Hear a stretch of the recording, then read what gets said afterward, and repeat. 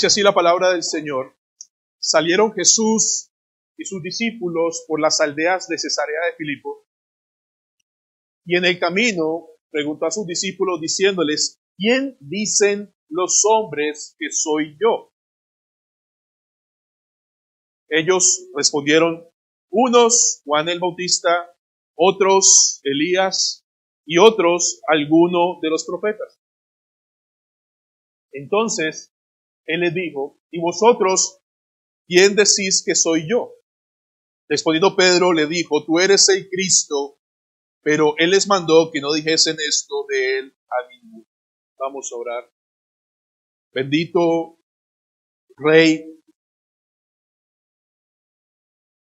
te damos gracias, Señor, porque venimos en ese tu día, tu glorioso día, convocados por tu santa palabra, a clamar por misericordia, a clamar por compasión. Señor de los cielos, llegará un día, aunque uno lo crea o no, pero llegará un día donde tú estarás sentado en tu trono. Unos, aquellos que son declarados justos en Cristo, estarán a la derecha, recibirán: benditos de mi Padre, entrad al reino eterno preparado. Pero otros estarán a la izquierda, temblando, angustiados, queriendo buscar una solución de último momento, pero ya no habrá más oportunidad. Y solo podrán escuchar en ese día: malditos, ir al infierno eterno preparado para ustedes y los demonios. Señor, el propósito de tu iglesia, el propósito de predicar, es anunciar el Evangelio de Cristo. Señor, en el día de hoy, por tu infinita gracia, hay salvos y hay personas que seguirán duros, endurecidos, muertos en sus delitos y pecados, y solamente tú puedes tener misericordia. Mi Dios y mi Rey, te suplico que las tengas. Que esta visita de muchos, Señor, sea el día de su salvación. Y aquellos, Señor, que están sufriendo, batallando, con matrimonios, hogares o hijos complicados, que hoy sea de manifiesto que la única esperanza de restauración, de sanación, de consuelo es en Cristo. Señor, yo te suplico, en los méritos absolutos y perfectos de Cristo, que tengas compasión de todos nosotros, desde el bebé más pequeño en esta reunión hasta la persona de más edad. Solo tú puedes tener compasión y dar vida. Y vida en abundancia, Señor. Guárdanos y protégenos. Te lo rogamos en el nombre de Cristo Jesús. Amén. Hermanos y amigos, cuando ustedes leen los evangelios, Mateo, Marcos, Lucas y Juan, van a encontrar en estos evangelios escritos muchas personas acercándose a Jesús por diferentes razones. Vamos a mirar un ejemplo en sus Biblias, Lucas 17, si tienen sus Biblias o en sus celulares, Lucas capítulo 17, versículo 11. Quiero mostrarles un pasaje de algunos que se acercaron al Señor. Lucas 17, 11 en adelante dice así la palabra de Dios.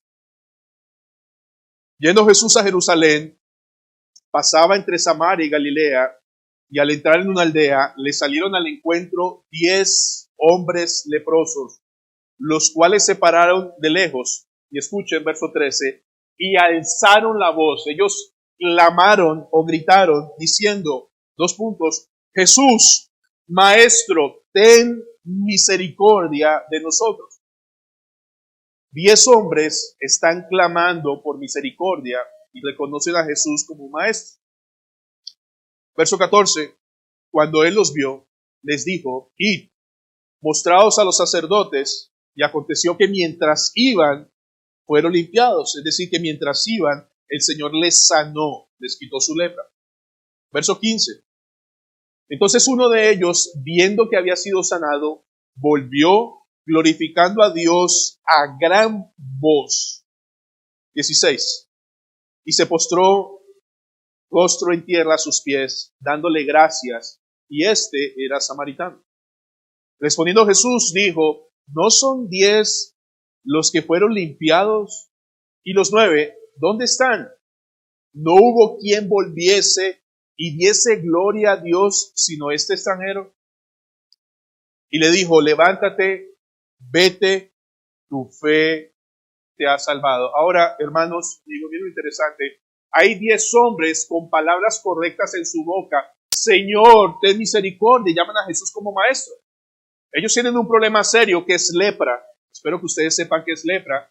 Y el Señor tiene misericordia y les dice, vayan al sacerdote y mientras están yendo, son sanados. ¿Cuántos regresaron a darle gloria a Dios en agradecimiento? 1. Entonces podemos ver en ese texto que hay 9 que llegaron y Señor, yo necesito tu milagro, necesito tu favor, pero no te necesito a ti. Y se fueron. Pero uno regresó, dice el texto, postrado a los pies de Jesús, dándole gloria a Dios. Y el Señor al final le dice, levántate, vete, tu fe que te ha salvado.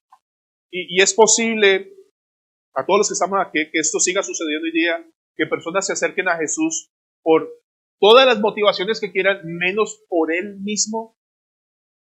En los evangelios encontramos personas que se acercaron curiosamente, encontramos personas enfermas, endemoniadas que iban a Jesús, encontramos a fariseos buscando hacerle preguntas a Jesús para hacerlo caer. Hay personas que querían buscarlo para insultarle, para maltarle. Otros tenían preguntas honestas, Señor, tengo esta duda, Señor, tengo un hijo enfermo. Entonces, en la Biblia vemos a muchas personas acercándose a Jesús y la pregunta, aprovechando el tiempo de los bautismos, que quiero hacer para ustedes en esta mañana es, ¿por qué están aquí hoy? Algunos familiares honestamente dirán, yo vengo a acompañar a mi nieto o a mi sobrino al bautismo.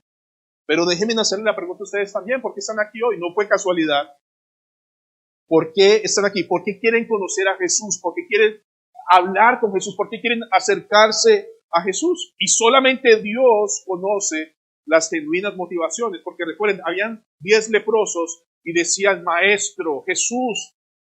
Y podemos tener buenas palabras, pero dice el Señor, este pueblo de labios me honra, pero su corazón está lejos. Y esa es una realidad.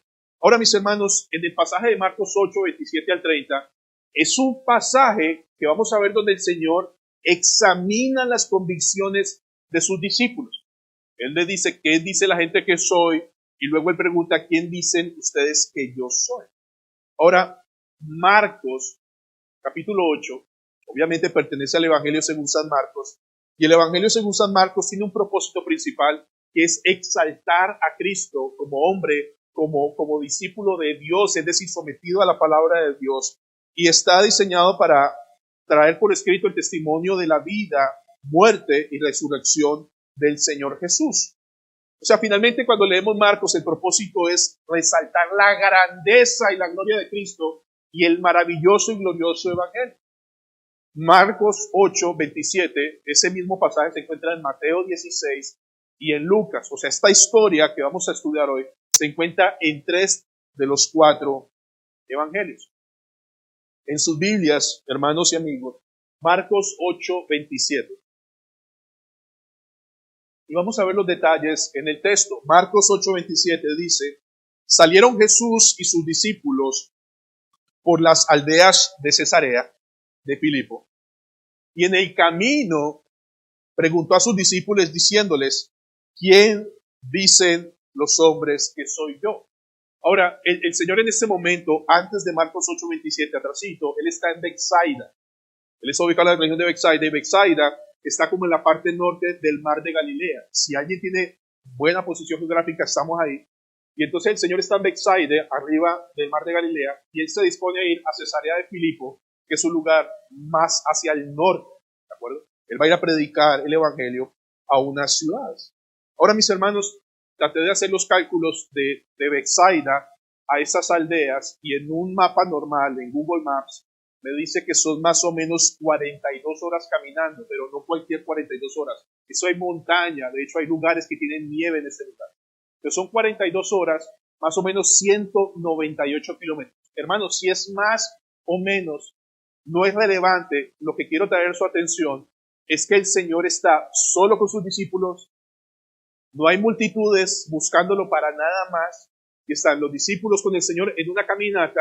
Y el Señor, en medio de la caminata, que les dice, y en el camino, el Señor le pregunta a sus discípulos en esa charla, diciéndoles, ¿quién dicen los hombres que soy yo? Ahora, esto es interesante porque el Señor va caminando, tienen buen tiempo solos hasta llegar a las aldeas de Cesarea de Filipo, y el Señor aprovecha esta oportunidad para enseñar, para instruir, para entrenar a sus discípulos. Y de hecho, el Señor está enseñándonos a nosotros los padres, aquellos que van a bautizar a sus hijos hoy, una excelente lección. Ustedes leyeron Deuteronomio 6, pero Deuteronomio 11, 19 dice esto, no lo busquen. Y le enseñaréis a vuestros hijos hablando de ellas cuando te sientes en tu casa y cuando andes por el camino. Entonces el Señor va con sus discípulos en el camino y les hace una pregunta, muchachos, discípulos míos, ¿quién dicen los hombres que soy yo? O sea, el Señor está diciendo en nuestros viajes, en sus vecinos, en sus familiares, en los lugares donde hemos estado, ¿qué es lo que dicen aquellos que están alrededor nuestro de quién soy yo? De hecho, hermanos, cuando el Señor dice que dicen, la palabra dicen significa que están razonando las personas, que están concluyendo, que están declarando, que están sosteniendo las personas a nuestro alrededor de quién es Jesús. Ahora, mis hermanos, no es una pregunta ligera. Es una pregunta muy importante que debe tener una respuesta conforme a la Escritura. Entonces, ¿qué dicen de Jesús aquellos que están alrededor nuestro? O tal vez, ¿qué piensas tú de Jesús hoy día? No, Jesús es un buen maestro. Jesús dividió la historia en 12, antes de Cristo y después de Cristo. Los musulmanes lo consideran como un buen maestro. Los judíos lo consideran como un rabino, un simple hombre nomás. Pero, ¿quién es Jesús? Y de hecho, sería muy interesante que en sus devocionales familiares o esta tarde, hijo, ¿quién es Jesús para ti? Tal vez el niño tenga una respuesta bíblica o tal vez el niño pueda tener una respuesta romántica, pero hermanos, la respuesta a esta pregunta determina muchísimas cosas, como veremos al final. Ahora, ¿qué respondieron los discípulos? Van con el Señor, discípulos, ¿quién dice los hombres que soy yo? Y los discípulos responden en Marcos 8, 28. Ellos, plural, respondieron, unos Juan el Bautista, es decir, que hay personas alrededor nuestro que dicen que Jesucristo es Juan el Bautista, otros dicen que es Elías y otros, algunos de los profetas. Ahora, dicen los discípulos, bueno Señor, la gente que está alrededor nuestro dicen que tú eres Juan el Bautista. En Marcos 6:14, se los quiero leer, ¿qué piensa un hombre como Herodes? Dice esto, oyó el rey Herodes la fama de Jesús porque su nombre se había hecho notorio. Y dijo, Juan el Bautista ha resucitado de los muertos y por eso actúan en él estos poderes. Este es el pensamiento de Herodes, no de la Biblia, ¿de acuerdo? Entonces, ¿qué es lo que piensa un hombre como Herodes alrededor de los discípulos? Que Cristo con sus poderes es ¿quién? Juan el Bautista. O sea, en otras palabras, es como el Señor, o sea, Juan el Bautista resucitó en el cuerpo de Cristo. O sea, el espíritu de Juan está metido en un hombre llamado Jesús. No lo ven como el Mesías, no lo ven como Dios, como Señor y Salvador, sino como Juan el Bautista. De hecho, los hombres lo ven aquí como un profeta. Hermanos, a los que conocen Biblia, ¿qué dice el mismo Señor Jesús de qué fue lo que hizo el pueblo de Israel con los profetas? Los mataron. O sea, el propósito de un profeta es hablar palabra de Dios en nombre de Dios, y lo que ellos digan, si viene de Dios, es para creer y obedecer. Entonces el pueblo de Israel no los escuchó para creer y obedecer, sino no me gusta lo que dices, no me gusta lo que enseñas, y los mataron. ¿Qué hicieron con Jesús? Lo mataron. Entonces lo ven como un hombre del cual se pueden fácilmente deshacer. Dice el Señor en su palabra en Hechos 3, escuchen, dice, el Dios de Abraham, de Isaac y de Jacob, el Dios de nuestros padres, está hablando Pedro en un sermón en Hechos 3, ha glorificado a su Hijo Jesús, a quien vosotros entregasteis delante de Pilato cuando éste había resuelto ponerle libertad. O sea, Pedro está dando un sermón diciendo Jesús, al que otros consideran Juan el Bautista, no, es el Hijo de Dios. Sigue diciendo, mas vosotros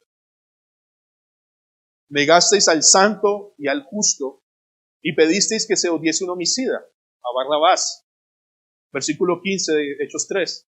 Y matasteis al autor de la vida, a quien Dios ha resucitado de los muertos, del cual nosotros somos testigos. El Cristo que murió fue el mismo Cristo que resucitó. Amén.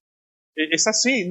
No fue que el Cristo que murió fue Juan el Bautista. No, son dos hombres completamente diferentes. Entonces, de nuevo, quiero hacer énfasis en que los hombres que no conocen a Dios asumen que Cristo, con sus poderes, no es otra persona que Juan el Bautista. Ahora los discípulos dicen, ¿quién más dicen los hombres? ¿Y qué responden? Dice, otros dicen que Cristo no es el Cristo, sino ¿quién es? Elías. O sea, otro profeta. Y de nuevo, hermanos, mis palabras están haciendo énfasis en lo que dice la gente de allá. ¿Cuántos Cristos, los que conocen, se han levantado durante la historia? ¿Han conocido historias? Hay uno en África que dijo que puede caminar sobre el agua, y caminó sobre el agua, pero se hundió y los cocodrilos, de verdad, solo hay un Cristo, pero hay muchos que se levantan y se levantan y se levantan, y así como en esa época dice, él es Elías, o sea, es Elías, pero reencarnado en un hombre que ahora conocemos como Jesús, pero no es Jesús, es Elías. De nuevo, eso es lo que piensa el mundo, no es lo que dice la Biblia. Y finalmente, el Señor dice, la Biblia, bueno, es Elías, en Mateo dicen, no, es como que Jeremías, también metieron a Jeremías, pero finalmente los discípulos dicen, algún otro profeta, o sea, tú eres un hombre más. Eso es lo que piensan las personas. Ahora, hermanos, a los que están aquí conocen la palabra de Dios. El Señor dice que de la manera que está establecido para los hombres, que mueran una sola vez y luego el juicio. Por tanto, nunca van a encontrar en la Biblia que se pueda resucitar en un cuerpo ajeno. Si yo resucito en el día final, resucito como Javier Gil. Eso es lo que dice la Escritura. Yo no voy a resucitar en el cuerpo de nadie más. Y tampoco la Escritura enseña la reencarnación. Pero eso es lo que piensan los hombres. No es lo que dice la Biblia. ¿Vamos bien? Entonces consideran a Jesús como un hombre más. De hecho, cuando nombran a Elías y a Juan el Bautista, no reconocen a Jesús como el Mesías, sino que reconocen a Jesús como el precursor del Mesías. O sea, ellos siguen esperando que alguien venga, que sí sea el Mesías, pero no lo reconocen en Cristo Jesús. Ahora, una vez más, quiera el Señor que puedan hacer esa pregunta. ¿Quién es Jesús? Entonces los discípulos responden y luego el Señor les hace una pregunta a ellos. Miren Marcos 8:29. Entonces Él, Jesucristo, les dijo, y vosotros, o sea, ya no es lo que piensa el mundo, sino ustedes, ¿quién decís que soy yo? Respondiendo Pedro, recuerden que la pregunta fue en plural, ¿quiénes dicen vosotros? Y Pedro asume la vocería y responde, tú eres el Cristo. Les vuelvo a hacer la pregunta que hice en el primer servicio y no respondan, por favor, solo en sus mentes. ¿Qué significa la palabra Cristo? Niños, ¿qué significa? Tú eres el Cristo. Y uno dice, amén. ¿Qué significa Cristo? Eso es una pregunta importante. La palabra Cristo significa Mesías, significa ungido. ¿Qué está diciendo Pedro cuando dice, tú eres el Cristo? Ahora, hermanos, el Señor dice, ¿cuáles son las convicciones de afuera? Ahora llegó tiempo de evaluar en mis discípulos, ¿cuáles son sus convicciones acerca de mí? Y el Señor no le pregunta a personas nuevas, le pregunta a gente que ha estado escuchando sus enseñanzas, que ha visto sus milagros, que el Señor llamó a salvación, que el Señor llamó para servirle. Entonces no son cualquier persona. El Señor le está haciendo un examen a sus hijos. Ustedes, hijos míos, ¿qué dicen, qué razonan, qué conclusiones tienen de quién soy yo. Y Pedro responde, tú eres el Cristo. Y hermanos, de nuevo, la palabra Cristo significa el ungido y el Mesías. Pero ¿qué significa para Pedro o para un hombre de Dios dentro del contexto de las Escrituras que Pedro responda así? Él está diciendo, tú eres el que hemos estado esperando desde Génesis 3:15. Tú eres el profeta prometido en Deuteronomio a Moisés. Tú eres el rey prometido a David. Tú eres el Salvador del cual Job hablaba. O sea, tú eres aquella persona que todo el Antiguo Testamento nos estuvo apuntando y ahora está enfrente mío. Tú eres mi esperanza. Tú eres mi Salvador. Tú eres aquel el que estableció la Escritura que iba a aplastar la cabeza a Satanás. Tú eres mi esperanza. Yo no tengo que esperar a nadie más. Tú eres mi único y suficiente Señor y Salvador. El Señor está con sus discípulos. Vamos a Cesarea de Filipos y los discípulos que dicen, si tú hablas, nosotros te seguimos. En otras palabras, tú eres el Cordero de Dios que quita mi pecado. Tú eres el que transforma mi vida. Tú eres el Cristo que paga por una vez y para siempre todos mis pecados. En otras palabras, ya no tengo que seguir esperando un Mesías porque ya lo tengo enfrente. Ya no tengo que seguir esperando salvación porque tenemos a Emmanuel. ¿Qué significa Emmanuel? Dios con nosotros. O sea, ellos están caminando con el Señor y Dios de sus vidas.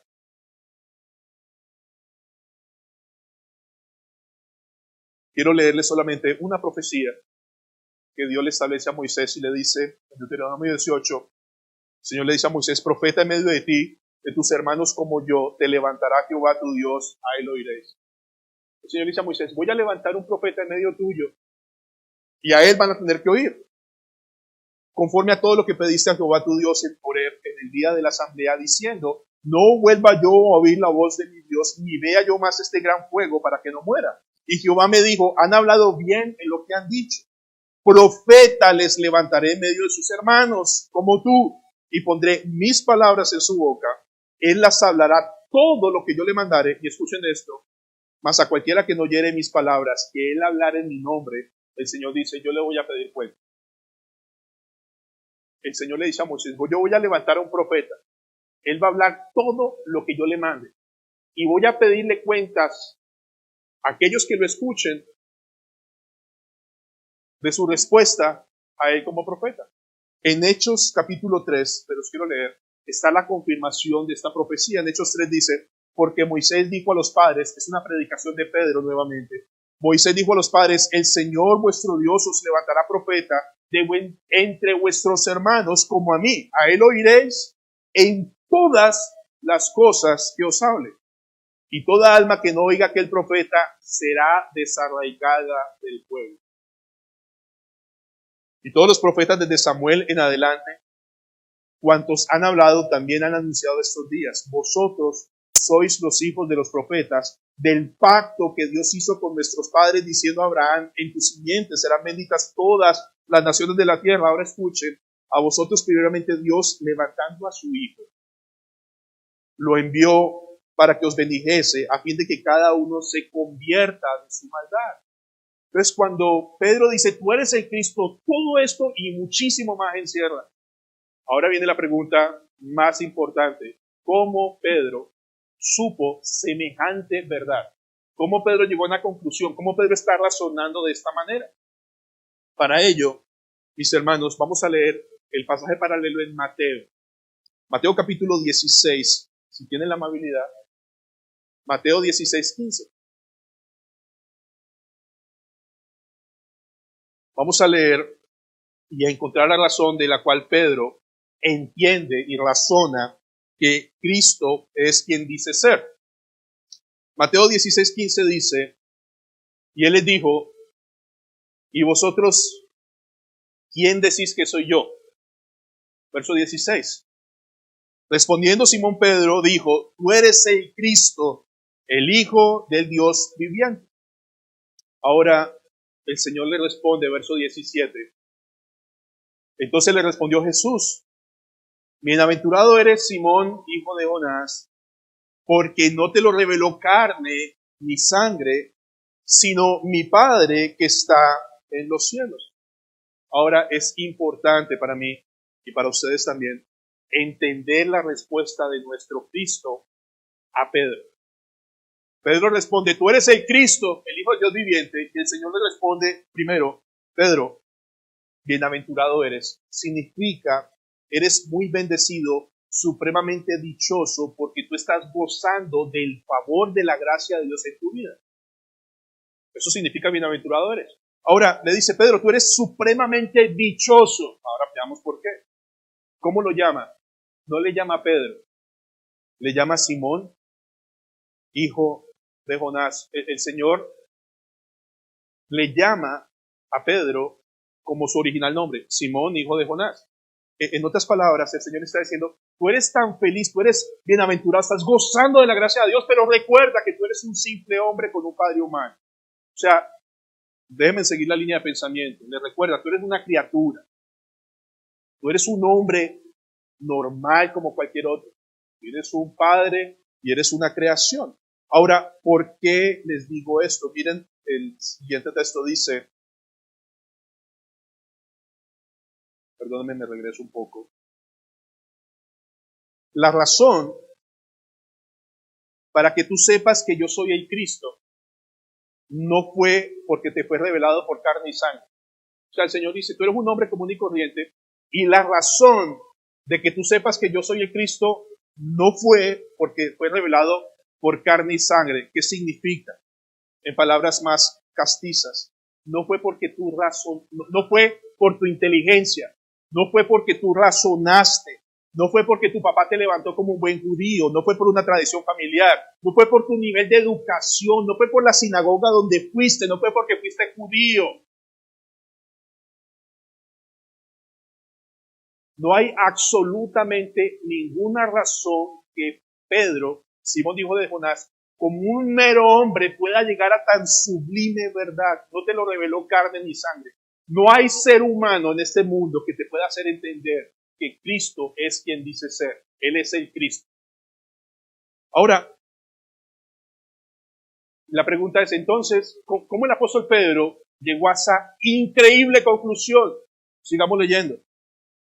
Mateo 16, 17 dice, entonces le respondió Jesús, bienaventurado eres dichoso, Simón hijo de Jonás, porque lo que tú estás diciendo no te lo reveló ni carne ni sangre, no fuiste tú, no fue nadie, sino ¿quién? Sino mi Padre que está en los cielos. Escuchen bien. Simón, hijo de Jonás, la única forma de que tú puedas tener este conocimiento es porque a mi Padre que está en los cielos le plació revelártelo. No hay otra razón. Simón, hijo de Jonás, si a Dios no le place que tú me conozcas por gracia conforme a la Escritura, es absolutamente imposible que tú sepas que yo soy el Cristo. Hermanos, honestamente hablando, si el Padre no le revela a Pedro que Él es el Cristo, ¿saben qué estaría pensando Pedro? Igual, Él es igual el Bautista, él es Elías, estaría como todo el mundo vacilando y diciendo un poco de mentiras. Entonces, cuando Pedro dice, tú eres el Cristo, el Señor dice, tú eres el hombre más feliz de la historia. Bienaventurado eres, porque a mi Padre que está en los cielos le plació revelarte que yo soy el Mesías. Hermanos, si Dios no te abre el entendimiento y te permite ver a Cristo como el Cristo, como Señor y Salvador, es imposible. ¿Entienden eso? Algunos pueden decir no. No, yo tengo una relación con Jesús y bueno, yo fui el que lo acepté. No, mis hermanos, Dios es Rey, nosotros somos criaturas, el que nos acepta es Él, el que nos da vida es Él. La Biblia dice que nosotros estamos como muertos en delitos y pecados, un muerto en delitos y pecados, diciéndole, Señor, entra a mi vida. De hecho, la Biblia dice que yo no quiero que entre a mi vida, yo lo aborrezco. Si Dios no tiene misericordia y me deja ver a Cristo como el Mesías, yo seguiré teniendo ideas tergiversadas. Ahora, mis hermanos y amigos, quiero mostrarles dos textos nomás. ¿Qué implicaciones tiene lo que Pedro dice? O sea, ¿qué significa que para un hombre o una mujer en esta mañana realmente reconozca que Cristo es el Señor? Ahora, Alguien puede estar diciendo, no, yo he escuchado el Evangelio. ¿Saben quién también escuchó el Evangelio? De palabras claras, Judas. ¿Y Judas fue salvo? No. ¿Saben quién escuchó también increíbles predicaciones? Demas en el Nuevo Testamento, discípulo del apóstol Pablo, y regresó al mundo. O sea, mis hermanos, no es porque predique alguien increíble, es que el increíble le plazca cambiarte el corazón y permitirte conocer a Jesús. Si Dios no hace eso, tú estás muerto y sin esperanza. ¿Entienden eso? Es duro, pero es precioso. Porque el Señor dice que si estamos en Cristo, nadie nos va a arrebatar de sus manos. ¿Qué dice 1 Pedro 2:7? Para un creyente. ¿Qué es Cristo para un creyente? Déjenme leérselos. 1 Pedro 2:7. Para vosotros, pues, los que creéis en Cristo, dice el texto, Él es precioso. El original significa que Cristo es digno de ser altamente respetado, venerado y servido. Hermanos, escuchen. Para alguien nacido de nuevo aquí, Cristo es gloriosamente precioso, valioso.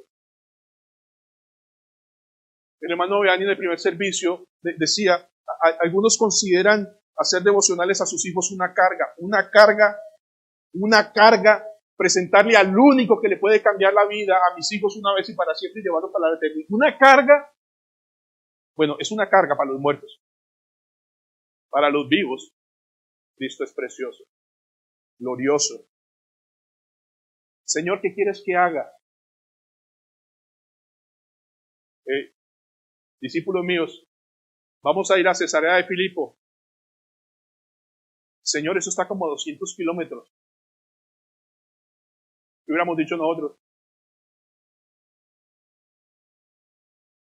Los discípulos dicen, Señor, tú das la orden, yo voy detrás, porque mis ovejas oyen mi voz, yo las conozco y me siguen. Ahora, no veamos a los discípulos superhombres, o aquí hay, no. Si Dios te llama a algo, te capacita y te da la gracia para vivirlo, para que la gloria solo sea del Señor. Si los discípulos van caminando con el Señor Jesucristo, es el mismo Señor que los está sosteniendo, llevando, sustentando para que lleguen a Cesarea de Filipo. Entonces, cuando ellos llegamos porque tú estabas con nosotros, amén. Tú eres todo para nosotros. Eso es, tú eres el Cristo. Hay otro pasaje en 2 Corintios 5:15, escúchenlo, en la Nueva Traducción Viviente, dice, Él murió por todos, para los que reciben la nueva vida de Cristo, ya no vivan para sí mismos, sino más bien para Cristo, quien murió y resucitó por ellos. Alguien nacido de nuevo, sí o sí en esta mañana vive para el Señor y ya no más para sí mismo. Ya no más para sí mismo. Decía mi hermano Víctor, citando un pasaje el viernes que nos dio una sublime enseñanza, porque ninguno de nosotros vive para sí, ninguno muere para sí. Pues si vivimos, para el Señor vivimos, y si morimos, para el Señor morimos. Así sea que vivamos o que muramos, somos del Señor. Cristo es precioso, pero, insisto, si al Padre de los cielos no le permite, no te concede ver a Cristo como único y suficiente Salvador, tú seguirás como hombres y mujeres alrededor de los discípulos pensando cosas necias y tontas, pensando barbaridades, acomodando las escrituras a tu beneficio. De verdad. O sea, el Señor dice algo, pero un impío aquí sentado, alguien que se engaña a sí mismo, dice, eso no me cuadra, eso no me gusta, yo quisiera cambiar esas cosas. ¿Por qué? Porque sigue viviendo para sí mismo. Pero los que estamos en Cristo, por su sola gracia, vivimos para Él. Pastor, yo tengo que dar devocionales a mi hijo, ¿por qué? Porque Dios lo dice, Deuteronomio 6. Y no solamente en la mañana, en la tarde y en la noche, aprovechar todo el tiempo. Hermanos, no digo una clase diaria, sino aprovechar toda la oportunidad para enseñar a los hijos. En el primer servicio tuvimos la oportunidad de bautizar a Salomé de 10 años. Siéntese con ella, pregúntenle el Evangelio, cuéntele un testimonio. De 10 añitos, Salomé, ¿tú qué mereces en verdad? La ira de Dios. ¿Y por qué te bautizas? Porque Cristo es mi suficiente Salvador, Él pagó todo por mí. Pastor, tiene 10 años. Y desde qué edad el Señor es poderoso en la vida de alguien. ¿Cuántos años tenía Juan el Bautista cuando era lleno del Espíritu Santo? Ni había nacido. Y hoy día los están matando. Si tú no estás en Cristo, tú puedes escuchar los más sublimes sermones, puedes seguir leyendo a Spurgeon, Calvin, a los predicadores más de moda, si quieren. Pero si Dios no te ha revelado a Cristo, esas enseñanzas no sirven de nada, porque no hacen nada, no transforman nada, y tú sigues viviendo igual en rebeldía y muerto en delitos y pecados. Porque si Dios empezó una buena obra, dice Filipenses 1:6, Él la va a terminar y la va a perfeccionar, y va a ser evidente que Cristo es precioso para ti, pero si no es precioso, tú estás muerto. Si a Dios no le place en esta mañana abrirte los ojos, pastor, yo escucho muy buenos sermones, temas también y Judas, y a Cristo mismo. Para que ninguno se sienta muy fuerte por la clase de sermones que escucha. A mí no me salvan los sermones, me salva Cristo y solo Cristo a través de su sola e infinita gracia. Para que ninguno ponga su esperanza o descanso es yo soy. Tú no eres nada sin Cristo, pero con Cristo Él es todo y tú recibes todos los beneficios que Él tiene para ti. Entonces, hermanos, alguien que esté muerto sigue viviendo para sí mismo y la voluntad de Dios para ser esposa o esposo o padre o miembro de una iglesia te resbala, no te importa, no te interesa. Pastor, el sermón de hoy fue muy bonito, qué bueno. Pero solamente es Dios el que está limpiando, transformando y moldeándote. Yo quiero que entiendan que esta iglesia o este pastor o esta predicación no produce nada si Dios no le place darte vida en esta mañana. Y es duro, pero al mismo tiempo es glorioso, porque nuestro Dios se deleita en perdonar. Se deleita en perdonar. Les cuento historias. Hay un hombre, Manasés, el peor hombre de la historia. Pasó a todos sus hijos por fuego. Prostituyó a toda una nación. Y para rematar, dice la historia, no la Biblia, cogió al profeta Isaías y lo partió en dos. Lo metieron a la cárcel y allá ese hombre orando, Señor, ten misericordia de mí. Y tuvo misericordia, lo puso como rey y lo restauró. A alguien que ninguno de ustedes ni yo daríamos un peso. Hermanos, yo no valía un peso. Y a Dios le plació darme vida. Pablo, ¿quién era Pablo? Saulo de Tarso, un perseguidor. Odiaba a la iglesia de Cristo. Y el Señor lo transformó. Si alguien dice, no, yo no creo que Dios me pueda perdonar. No. Si Dios te place mostrar a Cristo, vas a ver que Dios limpia cualquiera que sea el pecado que tú traigas hoy delante de Él. Porque si confesamos nuestros pecados, Él es fiel y justo ¿para qué? Para perdonar y limpiar. El único que le puede dar vida a tu esposo muerto es Dios. El único que le puede dar vida a tu esposa muerta es Dios. Y a veces uno le está pidiendo a los muertos que vivan como vivos.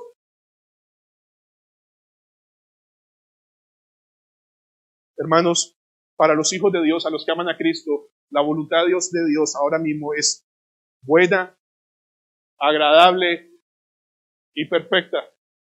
Por eso decía el pastor Don Galardi que cada día es un gran día. Así si me llaman hoy, dices tienes cáncer, te mueres en 3 meses, sigue siendo un gran día. Porque mi mayor problema ya fue resuelto en la cruz de Calvario. Lo peor que me puede hacer el cáncer a mí es arrojarme a los pies de Cristo una vez y para siempre. Una vez y para siempre. Hermanos, el Señor es muy claro y quiero ser claro con ustedes.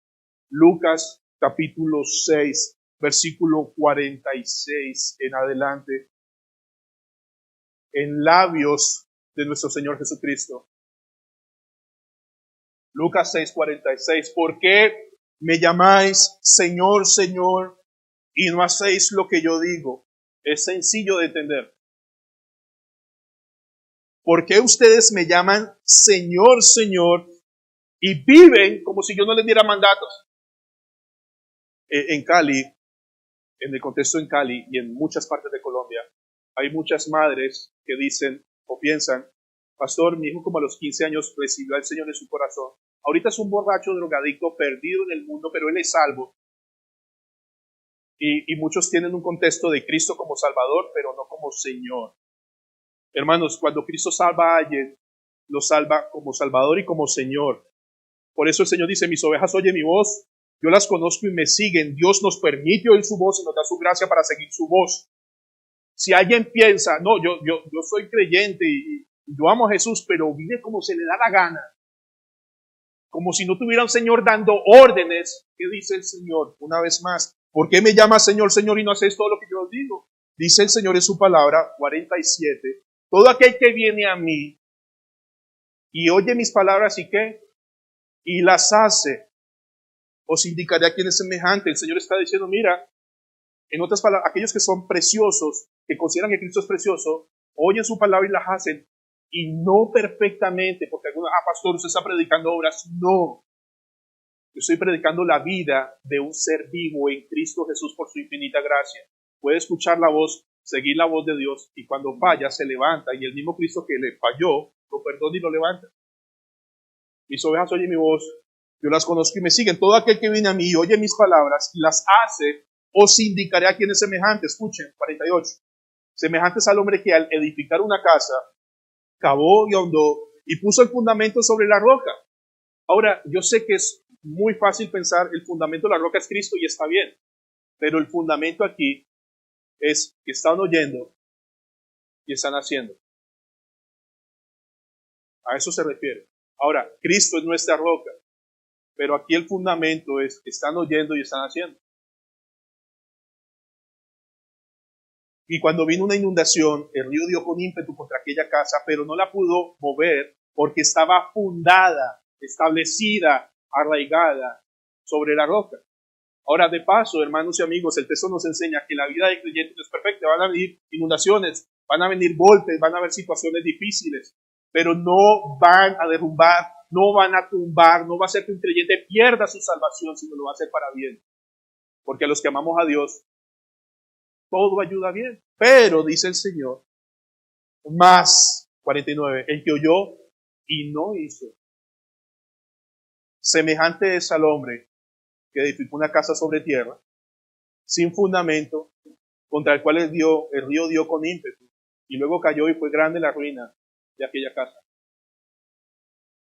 Es palabra de Dios.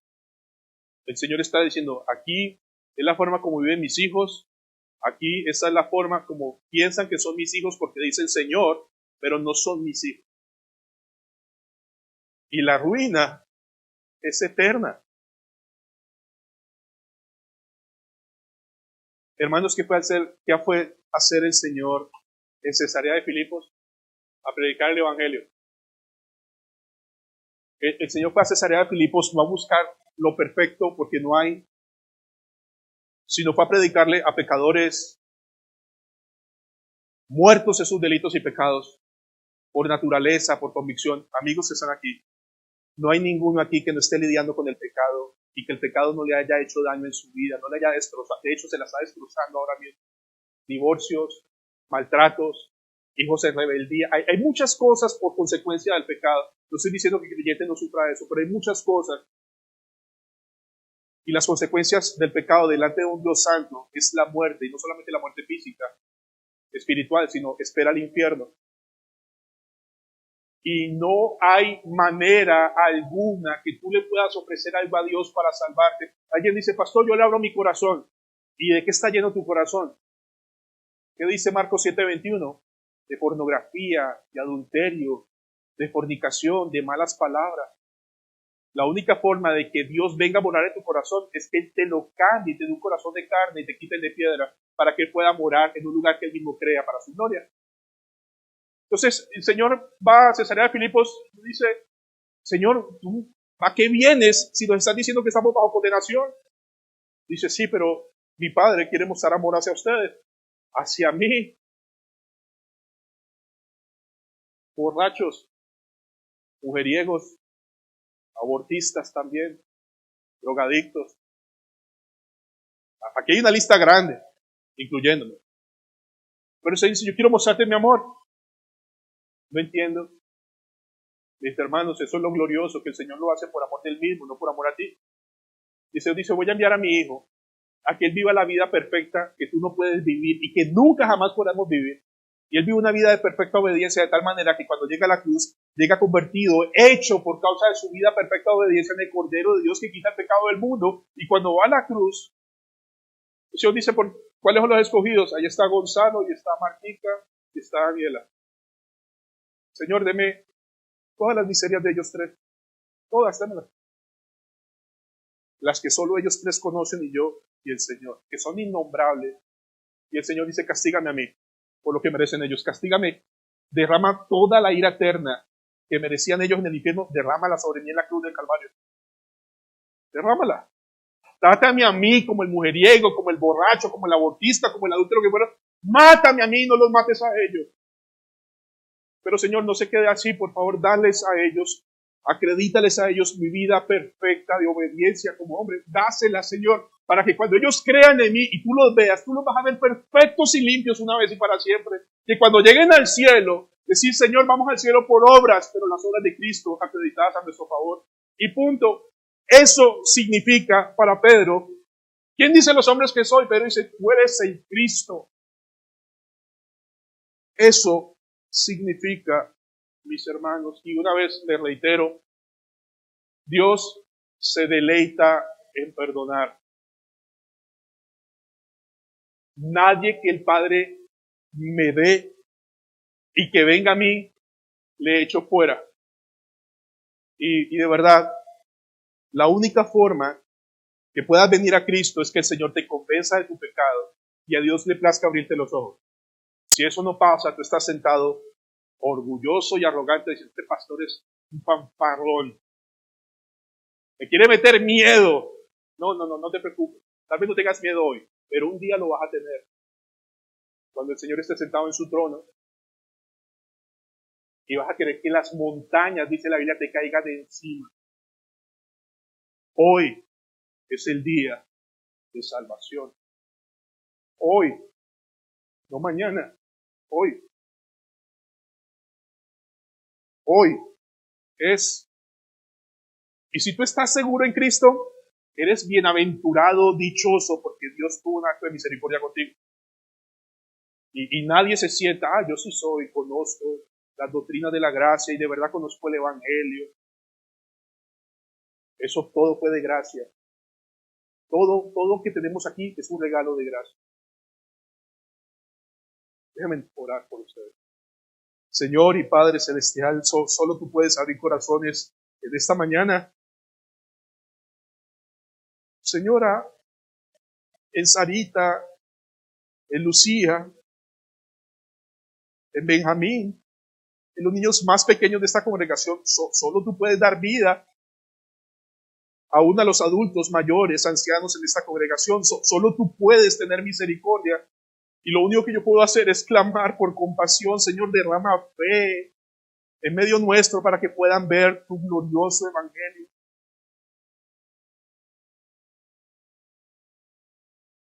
Ten compasión, Señor. Derrama tu infinita gracia en quien tú quieras. Pero venimos delante de tu presencia pidiéndote perdón. Señor, hay hogares aquí, familias que te necesitan. No te tardes, Señor. Por favor, hay hermanos clamando por la restauración de sus hogares. Hay hermanas y hermanos clamando por la conversión de sus hijos. Señor, danos paz, porque tú estás en perfecto control, pero por favor, trae salvación en medio nuestro. Concédenos a todos un minuto, Señor, en silencio, para poder correr ahora mismo, si tú nos das esa gracia, para postrarnos como ese leproso agradecido, Señor, postrados en tierra, dándote gracias por la obra de misericordia que has derramado en esta mañana. Vamos a orar.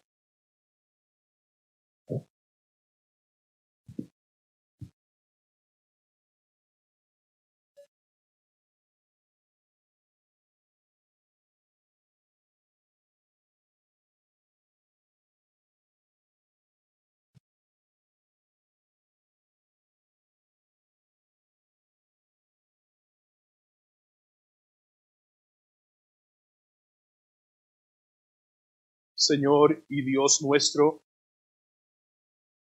qué Dios como tú que perdona la maldad y la iniquidad de su pueblo, que no se cansa, Señor, de tener misericordia una y otra vez de todos nosotros. Señor, no se trata de mi don, no se trata de la exposición, se trata de tu misericordia. Ten misericordia de todos nosotros, Señor, te lo suplico, como iglesia. Tú conoces cuántas debilidades y luchas son, pero mi única confianza es que tú pagaste un precio altísimo por ella y tú la vas a cuidar, sostener y purificar porque es tuya, de nadie más. Y estamos en tus manos. Y si tú nos pides ir a Cesarea de Filipos, iremos porque tú estarás con nosotros siempre, nos cuidarás siempre, nos protegerás siempre. Y tenemos asegurada la gloria eterna en ese paraíso prometido, donde moraremos contigo. Pero hay de aquellos en esta mañana, Señor, que pasen de largo esta invitación que viene de tu parte a ir al Señor en arrepentimiento y fe. Solo te puedo suplicar misericordia, que les des fe, como me la diste algún día a mí y a muchos de nosotros, para entender que la única esperanza de salvación está en Cristo. Señor, guárdanos y protégenos de nosotros mismos en Cristo Jesús. Amén.